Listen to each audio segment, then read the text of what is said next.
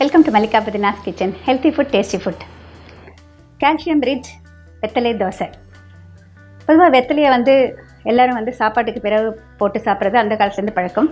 ஆனால் இப்போ யாருமே வெத்தலையை அவ்வளோவா சாப்பிட்றது கிடையாது. ஏன்னா அது நாக்கை மரத்து போக செய்து அதுக்கப்புறம் டேஸ்ட் தெரியல, அந்த மாதிரி பல பிரச்சனைகள் சொல்கிறாங்க. ஆனால் வெத்தலையை சுலபமாக நம்மளை ஜீரணமாக்கும். நம்ம சாப்பிட்ட உணவு சுலபமாக ஜீரணமாகும். அதே நேரம் இதில் கால்சியம் சத்து மிக அதிகமாக இருக்குது. அதாவது ஒரு வயசுக்கு அப்புறம் பார்த்திங்கன்னா 45 இயர்ஸுக்கு அப்புறமா நிறைய பேருக்கு ஆஸ்டியோபோரோசிஸ் அப்படிங்கிற எலும்பை உள்ளே இருக்கிற அந்த கனத்தை நீக்கிடும். அந்த ஹார்மோன்ஸ் குறைபாடு இருக்கிறப்போ, அந்த மாதிரி இருக்கிறப்போ எலும்புகள் பலமிழந்த நிலை ஏற்படும். அது வராமல் இருக்கணும்னாக்க நம்ம கால்சியம் மிகுந்த உணவு சாப்பிடணும். வெத்தலையில் நிறைய கால்சியம் சத்து இருக்குது. இது இந்த மாதிரி தோசையாகவும் சாப்பிடலாம் அப்படிங்கிறதுக்காக இப்போது அந்த வெத்தலையை தோசையில் போட்டு எப்படி வெத்தலை தோசை செய்கிறதுன்னு செஞ்சு காமிக்கிறேன்.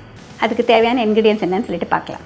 இட்லி மாவு அல்லது தோசை மாவு விரும்பும் அளவு, மாவிற்கு தேவையான அளவு வெத்தலை, எண்ணெய் சுடுவதற்கு தேவையான அளவு, 4 அல்லது 5 கரண்டி மாவு இருந்ததுன்னா நம்மளுக்கு 2 வெத்தலை போருங்க.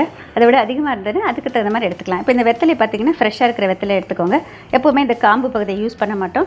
அதனால் இந்த காம்பை எடுத்துருங்க. அதே மாதிரி இந்த பக்கம் நுனியை எடுத்துருங்க. எடுத்துகிட்டு இந்த வெத்தலையை நம்ம கிழிச்சிட்டு இந்த மிக்சியில் போட்டுக்கலாம். பொதுவாக வெத்தலை ரொம்ப சின்ன குழந்தைங்களுக்கு கொடுக்க மாட்டாங்க. ஆனால் ஓரளவுக்கு கொஞ்சம் பெரிய குழந்தைங்கள ஆனதுக்கப்புறம் கொடுக்கலாம். இப்போ என்ன ஆகுனாக்கா நம்ம இதை அரைக்கிறப்போ முதல்ல ஒரு தடவை மிக்சியில் வெறும்னா இயக்கிடலாம்.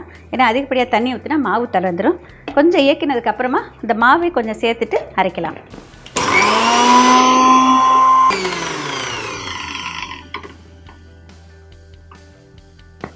இது பார்த்திங்கன்னா இந்த மாதிரி தான் அரைப்படும். இதில் தண்ணி ஊற்றினாக்கா நம்ம மாவு தளர்ந்துடும். அதனால் என்ன பண்ணலான்னா நம்ம ஆல்ரெடி அரைச்சி வச்சுருக்கிற மாவுலேருந்து ஒரு கரண்டி இதில் சேர்த்துக்கலாம்.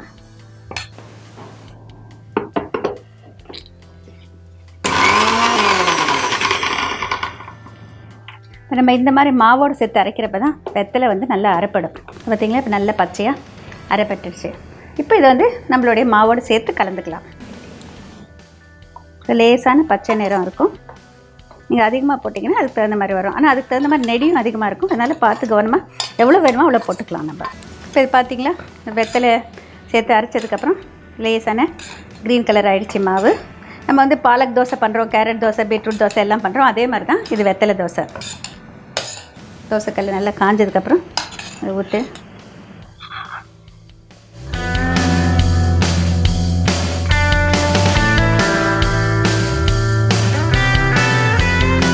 சுற்றிலும் கொஞ்சம் எண்ணெய் விட்டுக்கலாம்.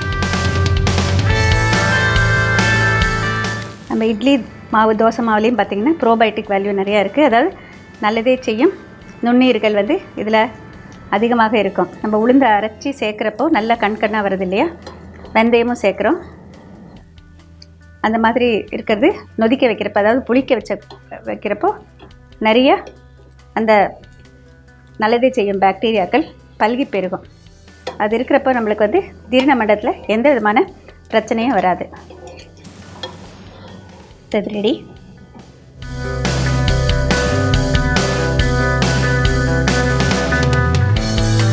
கால்சியம் சத்து மிகுந்த வெத்தலை தோசை தயார்.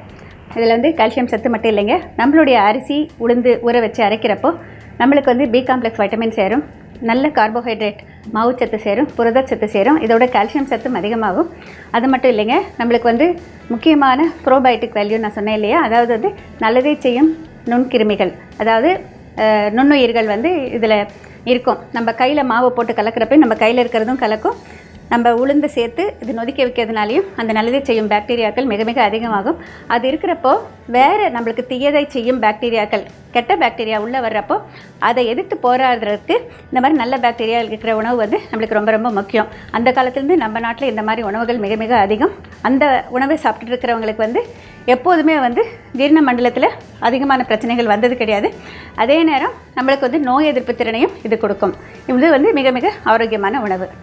கால்சியம் சத்து இருக்கிறதுனால இதை அதாவது மெனோபாஸ்க்கு அப்புறம் வெறும் தோசை இட்லி சாப்பிட்றப்ப அதுக்கு பதிலாக கால்சியம் இருக்கிற உணவை தேர்ந்தெடுத்து சாப்பிட்றப்போ வெத்தலையாக போட்டுக்காமல் இந்த மாதிரி அரைச்சி தோசை மாவில் சேர்த்து கலந்து சாப்பிட்லாம்.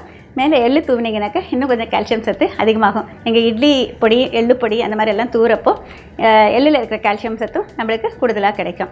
இந்த மாதிரி உணவு ப்ரெக்னென்சிலையும் கொடுக்கலாம். Beetle leaf dosa. Betel leaf means that pan leaf. That's very rich in calcium. Using that, we can prepare a very delicious dosa. As usual, whatever batter we have in the house, idli batter or dosa batter, grind very few betel leaves, add very little that batter and then grind it to a smooth paste and mix it with the rest of the batter and prepare dosa immediately. This is very tasty. You will not feel the taste of that betel leaf. At the same time, we get very enough calcium to our body. After menopause, many women, they face a problem of osteoporosis. That is, the bone density becomes very less. To prevent that, we can use betel leaves like this also.